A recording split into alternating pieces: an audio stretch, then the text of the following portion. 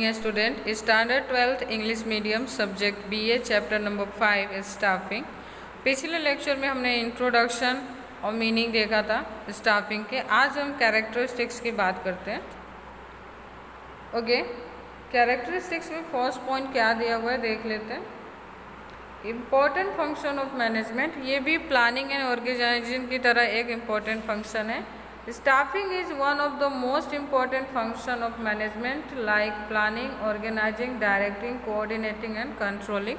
ये बाकी जो भी मैंने आपको ये बताए आपको फंक्शंस, उसी की तरह स्टाफिंग भी क्या है, इम्पोर्टेंट फंक्शन है मैनेजमेंट का। ओके, पेरिनियल प्रोसेस, और पेरिनियल का मतलब क्या होता है तो आपको याद रखना है कंटिन्यूअस प्रोसेस। ठीक है, याद रहेगा। इसको हम दूसरे किस वर्ड से जानते हैं? पेरिनियल का मतलब होता है continuous process. Organisation can not exist without employ as long as organisational activity exist. Okay, organisation without employ के एग्जिस्ट नहीं कर सकता। तो जब तक ऑर्गेनाइजेशन है तब तक वो क्या करेंगे, मार्केट में एग्जिस्ट करेंगे employees and staffing will also exist. जब तक बिजनेस ऑर्गेनाइजेशन मार्केट में है तब तक आपके एम्प्लॉयज और स्टाफ भी एग्जिस्ट करेंगे। थर्ड है कंसर्न विथ ह्यूमन रिलेशन, क्योंकि यहाँ पे स्टाफ का सिलेक्शन में सिर्फ एम्प्लॉयज में जो ह्यूमन बीइंग होते हैं उसी का सिलेक्शन एज ए एम्प्लॉय होता है। वहाँ पे आप किसी एनिमल को, किसी नॉन लिविंग थिंग्स को एज ए एम्प्लॉयज अपॉइंट नहीं करते हो। तो इसका रिलेशन किसके साथ है? ह्यूमन रिलेशन के साथ। The main objective of staffing is to acquire the right employed and make best use of them. Staffing का मतलब क्या है तो आप है ना एक सही राइट एम्प्लॉयज़ की सिलेक्शन करो राइट पोजीशन के लिए और उनका बेस्ट से बेस्ट यूज़ करो। यूज़ करने का मतलब ऐसा नहीं है कि उनके साथ नाइंसाफ़ी करनी, मतलब कि उनकी जितनी भी इंटेलिजेंस है, जितनी भी उनकी कैपेबिलिटी है, जितने उनके अंदर स्पेशलाइजेशन है, वो सारी चीज़ों को आपको यूज़ करना है। Employees are only living factors of production. Okay, यहाँ पे अब ये क्वेश्चन बनेगा 1 मार्क के लिए। ठीक है, what is the only living factor of production? क्या लिखोगे? व्हाट इज, बाकी यहाँ से आप क्वेश्चन ले सकते हो। What is the only living factors of production? तो वो क्या हो गया आपके एम्प्लॉयज। एम्प्लॉयज एक ऐसा माध्यम है जो लिविंग फैक्टर है प्रोडक्शन का। दे हैव फीलिंग एंड है सेल्फ रिस्पेक्ट, उनकी फीलिंग्स भी है क्योंकि वो लिविंग बीइंग है, तो उनके अंदर feeling and emotions and self respect की भी बातें होती हैं। As it is related with human elements, humanitarian behaviour is expected towards them. इसलिए हम क्योंकि वो ह्यूमन एलिमेंट्स है तो वो इंसान जैसे बिहेव करे, ये हम उनसे क्या करते हैं, एक्सपेक्ट करते हैं।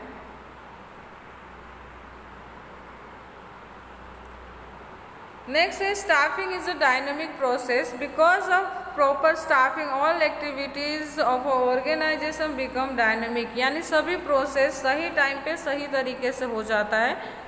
Related with the other managerial function like planning, organising, directing, controlling and coordinating and controlling are closely related with staffing. यानी सिंपल सी अगर मैं बात कहूँ तो मैनेजमेंट के किसी भी फंक्शन को आप एक दूसरे से अलग नहीं कर सकते। प्लानिंग है तो ऑर्गेनाइजिंग होगा ही, और ऑर्गेनाइजेशन के बाद ही आता है हमारा स्टाफिंग। ठीक है, तो ये कहीं ना कहीं एक दूसरे के ऊपर डिपेंड करते हैं। सारे जो फंक्शंस है वो एक दूसरे के साथ, एक दूसरे के सबऑर्डिनेट्स के साथ, एक दूसरे के हेल्पर की तरह काम करते हैं। Wide scope staffing is not merely an activity for a labour welfare but also a concern with the acquiring, training, maintaining personal and it's also work for their development. Okay, यहाँ पे staffing का मतलब ये नहीं है कि सिर्फ उससे काम करवा लो, बल्कि उनके वेलफेयर के बारे में भी आपको सोचना है। अब कंसर्न रहना है किसके लिए? एक्वायरिंग के लिए, ट्रेनिंग के लिए, मेंटेनिंग एंड उनके जो पर्सनल रीजन्स है उनके लिए भी। पर्सनल्स का मतलब क्या होता है तो एम्प्लॉयज़ होते हैं आपके, जो आपके स्टाफ है उसको पर्सनल भी कहते हैं। ओके, ये पर्सनल है, आप पर्सनल मत समझना, जो ये स्पेलिंग है वो ये नहीं है। ठीक है, नेक्स्ट देख लेते हैं capital expenditure. Capital expenditure or investment, the expenditure incurred for the recruitment, selection, training and the development of staff, not expend but one type of investment.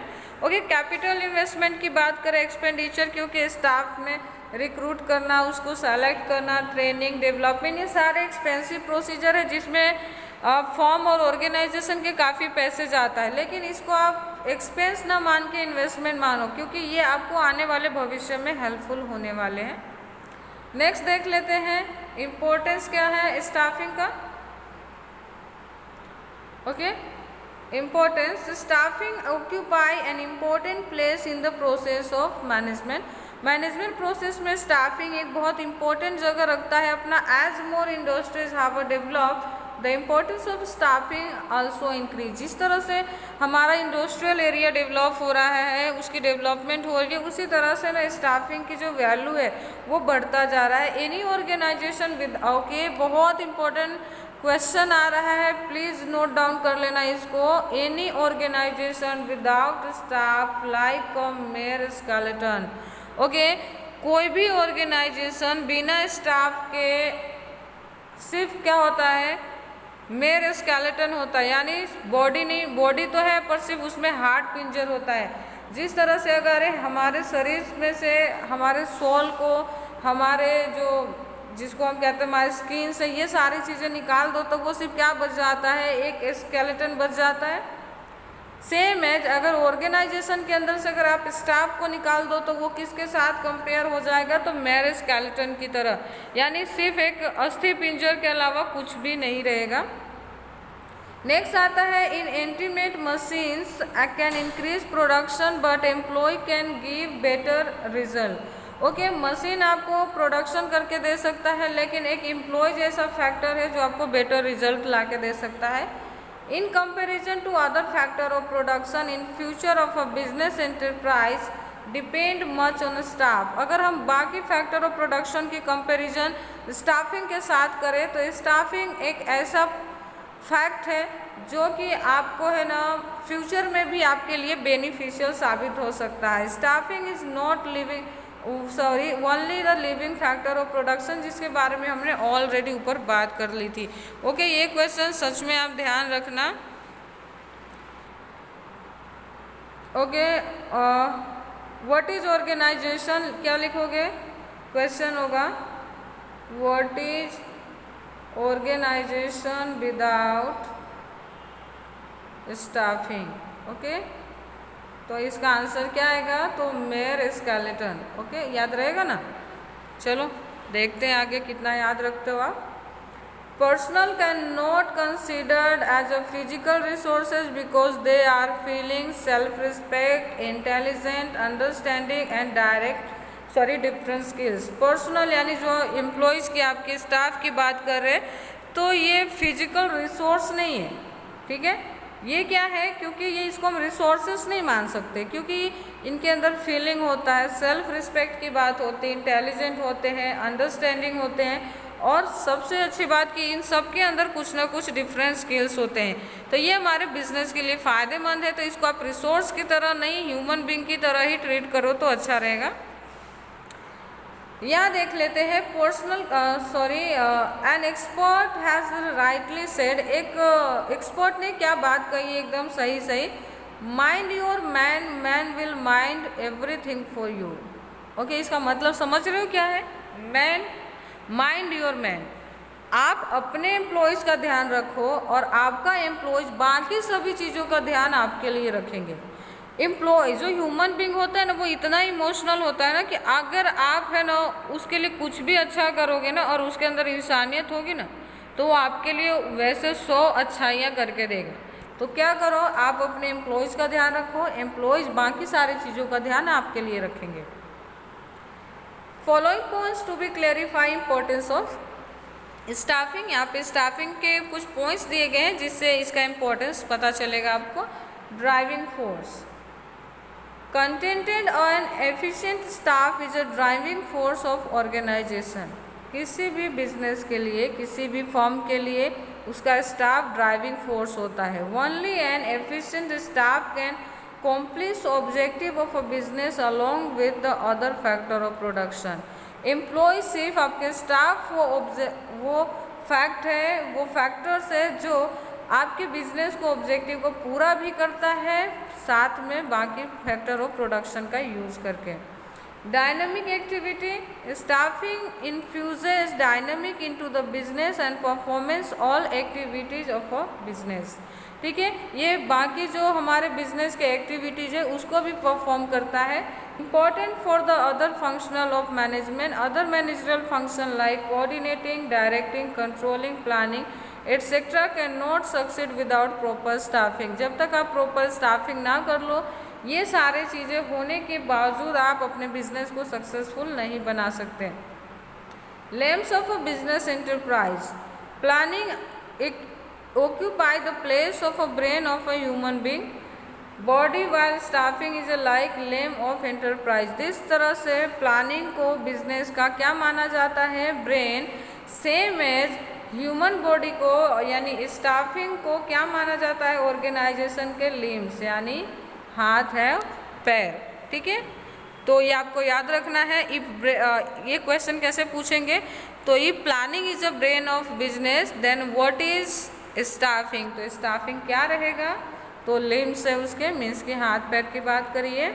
Without them activity can not be done in any organisation. इनके काम के बिना कोई भी अगर ये active ना रहे, ये अपनी एक्टिविटीज़ ना करे, तो ये पॉसिबल ही नहीं है कि हम अच्छे से स्टाफिंग कर पाए या फिर अच्छे से हम अपने बिजनेस के अदर एक्टिविटीज़ कर पाए।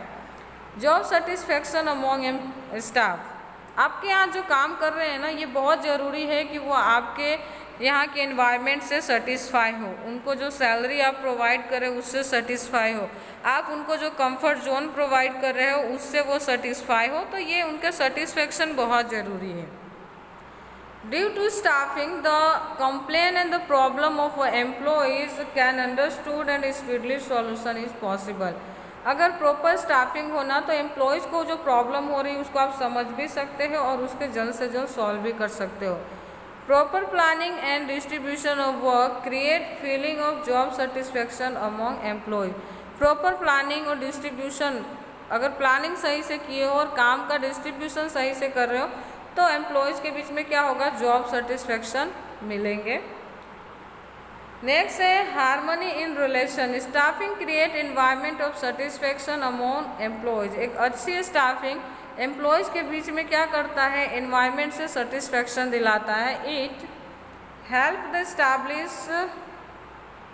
Establish cordial relation between the employer and employees. आपको पता है कि अगर एक अच्छा एनवायरनमेंट चाहिए काम करने के लिए तो वहाँ के ओनर और वहाँ के एम्प्लॉयज़ के बीच का रिलेशन अच्छा होना चाहिए। अगर इन दोनों के बीच में लगातार कॉन्फ्लिक्ट होते रहे, प्रॉब्लम अराइज होती रहे ना, तो जो हमारा मेन मोटिव है ऑब्जेक्टिव अचीव करना, उसमें आप डिले हो जाओगे या फिर कहीं ऐसा भी हो सकता है कि हम उसे अचीव ही ना कर पाए। Increasing the prestige of organisation, A contented and efficient staff is an invaluable assets। ये ऐसा assets है जिसकी कोई वैल्यू आप तय नहीं कर सकते कि ये मेरे लिए 5 करोड़ जितना इम्पोर्टेंट है, नहीं, ये इनवैल्यूएबल assets है, इसकी कोई कीमत लगाना पॉसिबल नहीं है, या हम कहें तो कीमत लगाए तो ये हमारी सिर्फ एक गलती है। It increase the prestige of organisation, एक अच्छे एम्प्लॉयज़ की वजह से आपका प्रेस्टीज मार्केट में इंक्रीज होता है, क्योंकि कोई मशीन जाके मार्केट में आपके ऑर्गेनाइजेशन की तारीफ़ नहीं करेगा कि मेरा फर्म, जो मेरा ओनर है वो बहुत अच्छा है, मेरा फर्म की जो प्रेस्टीज है वो बहुत अच्छी है। ये सिर्फ कौन कर सकता है, आपके एम्प्लॉयज़ कर सकते हैं, क्योंकि बिजनेस के अंदर फैक्टर ऑफ प्रोडक्शन में वो एकलौता है जो एक लिविंग बीइंग है। ठीक है, नेक्स्ट आता है continuous process. Every existence of a business can not possible without staff. As long as business activity continue, staff and staffing process will also continue. जब तक आपका बिजनेस चलता रहेगा तब तक स्टाफ और स्टाफिंग की जो प्रोसेस है वो भी कंटिन्यू रहेगी। तो आज हमने देखा हमारा कैरेक्टरिस्टिक्स और importance of staffing. Next lecture में बात करेंगे उसके साथ आपको एक और बात बतानी है, आपका एग्ज़ाम है इस महीने के लास्ट में। ये लेक्चर होगा आने वाले डेट के लिए, लेकिन ये बहुत पहले शूट हो रहा है, पहले रिकॉर्ड किया जा रहा है। तो मैं आपको बता रही हूँ कि हमारा फर्स्ट चैप्टर में आई थिंक आपको कोई प्रॉब्लम नहीं होगी, लेकिन सेकेंड चैप्टर में 2-3 थ्योरी ऐसे हैं जिसको आपको समझना ज़रूरी है, तो उसका रिवीजन मैं लेने वाली हूँ, ठीक है। और चैप्टर्स पढ़ते समय आपको जो शॉर्ट क्वेश्चंस है उस पर खास ध्यान रखना है, क्योंकि वो कहीं से भी पूछ सकते हैं। क्योंकि जो पेपर स्टाइल होगी वो बोर्ड की टाइप की जो पेपर स्टाइल होती है ना, सेम एज वैसा ही होगा, तो आपको इस चीज़ का ध्यान रखना है। Thank you.